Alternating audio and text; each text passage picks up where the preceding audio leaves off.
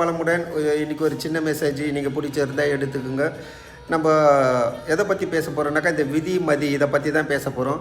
So அந்த காலத்தில் பெரியவங்க வந்து என்ன சொல்லியிருக்கிறாங்கனாக்கா விதியை மதியால் வெல்லலான்னு சொல்லியிருக்கிறாங்க. ஆனால் நிறைய பேர் என்ன சொல்கிறாங்களா அப்படிலாம் முடியாது, எல்லாம் விதி பிரகாரம் தான் நடக்கும்ன்றாங்க. இல்லை 100% விதியை மதியால் வெல்லலாம். ஆனால் எப்படி?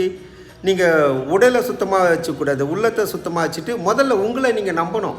நீங்கள் வந்து நம்மளால் முடியும் அப்படின்ட்டு உங்களை நீங்கள் நம்பினீங்கனாக்கா 100% விதியை மதியால் வெல்லலாம். நீங்கள் பாருங்கள், லைஃப்பில் எவ்வளோ பேர் அச்சீவ் பண்ணணுன்ட்டு இருக்கிறாங்க.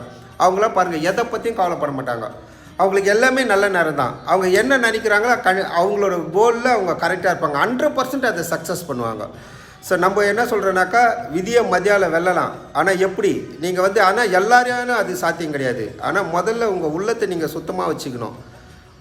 நல்லதை மட்டும்தான் பேசணும், நல்லதை மட்டும்தான் நினைக்கணும். அப்போது வந்து உங்கள் மேலே உங்களுக்கு நம்பிக்கை இருந்தாக்கா 100% விதியை மதியால் வெல்லலாம்.